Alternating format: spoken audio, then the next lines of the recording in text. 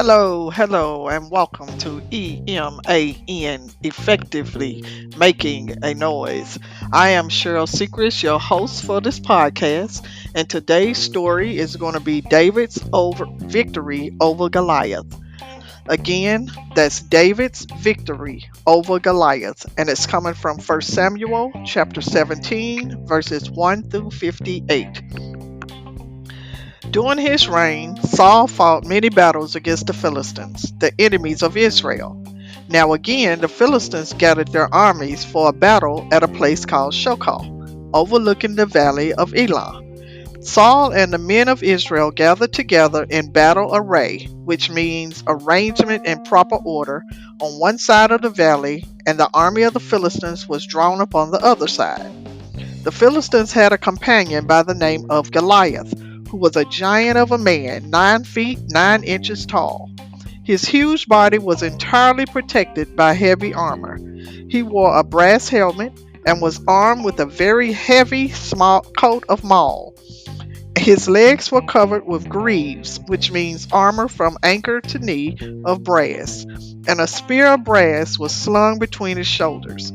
He carried a huge iron-pointed spear in his hand, and his shield bearer went before him. Goliath came forth from the camp of the Philistines and shouted this challenge to the armies of Israel. Why have you come out to set your battle in array? Am I not a Philistine, and you servants of Saul? Choose a man for yourselves, and let him come down to me. If he is able to fight with me and to kill me, then we will be your servants. But if I prevail against him and kill him, then you shall be our servants. Then the mighty warrior shouted, I defy the armies of Israel today. Give me a man, so that we may fight together. When Saul and his soldiers heard these words of the Philistine giant, they were dismayed and greatly afraid. Now Jesse, the Bethlehemite, the father of David, had sent his 3 oldest sons, Eliab, Abinadab, and Shammah, to join Saul's army. But David, the youngest son, stayed at home and divided his time between serving King Saul and caring for his father's sheep. One day Jesse called David and asked him to take a supply of food to his brothers in Saul's army and to find out how they were faring. So David rose early in the morning, left the sheep with the keeper, and took the provisions, which means food and supplies needed, and went as his father had commanded him. He carried a sack of parched grain and 10 loaves of bread for his brothers, and a gift of 10 cheeses for their captain. David arrived at the encampment just as the soldiers were going forth to fight, shouting for the battle. David left the provisions with the keeper of the baggage and ran into the ranks to greet his brothers. As he talked with them, behold, Goliath, the champion of the Philistines, came forth and shouted his defiant challenge again, and David heard it. But the soldiers of Saul, who saw and heard Goliath, were filled with fear and fled from him. David inquired of the men who stood near him, what shall be done for the man who kills this Philistine and takes away the reproach, shame from Israel? The people replied, the man who kills this Philistine, the king will enrich with great riches, and will give him his daughter, and make his father's house free in Israel. David's spirit was moved, and he said, who is this Philistine that he should defy the armies of the living God?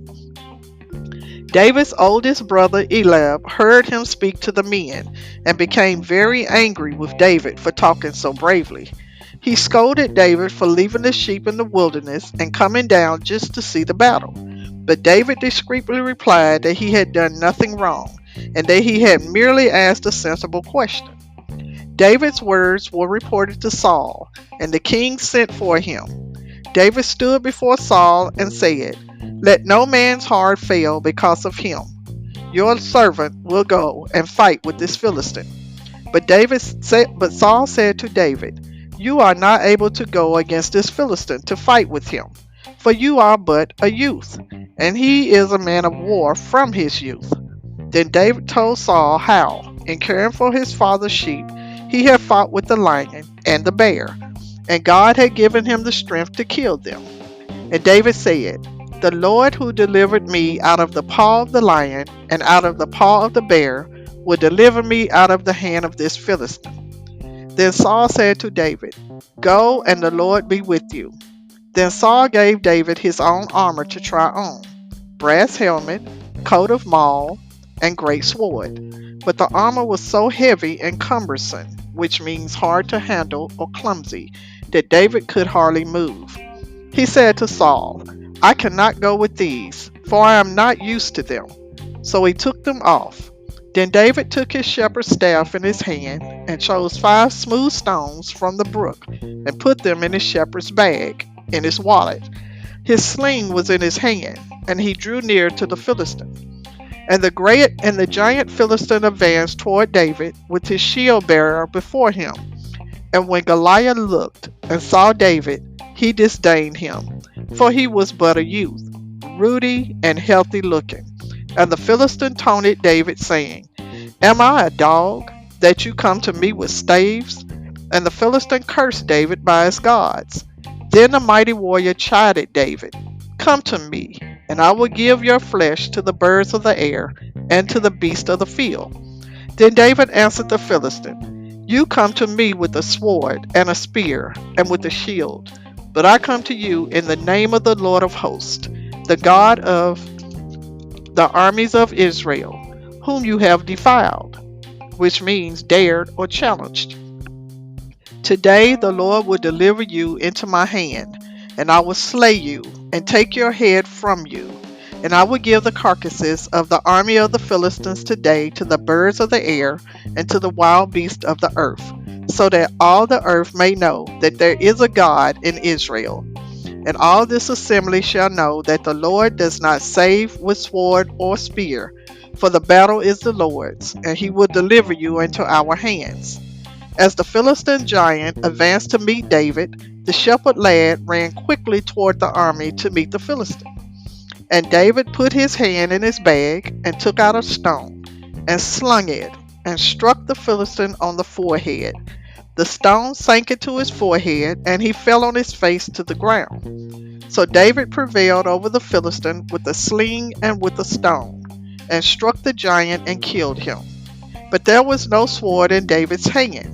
So he ran to the fallen Philistine and drew his great sword from his sheath and cut off the giant's head with it.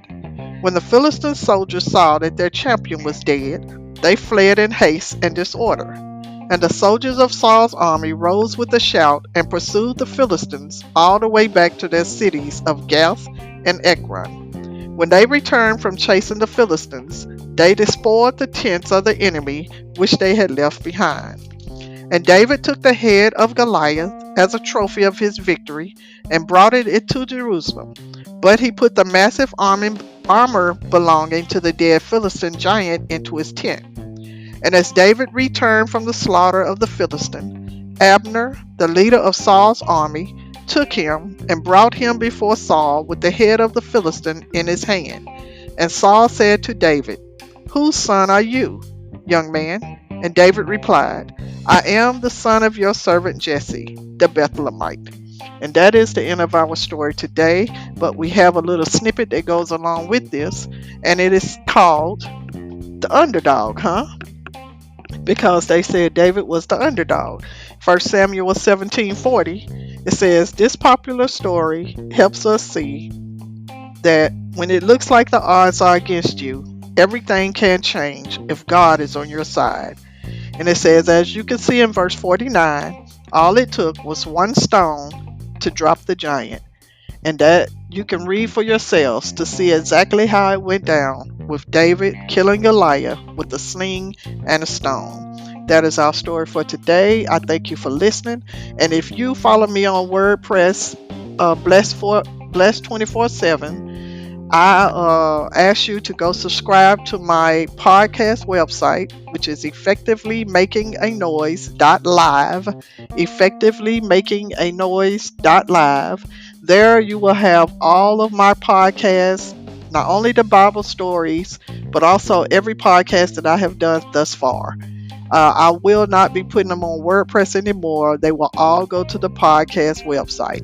I thank you for listening. May God bless and peace.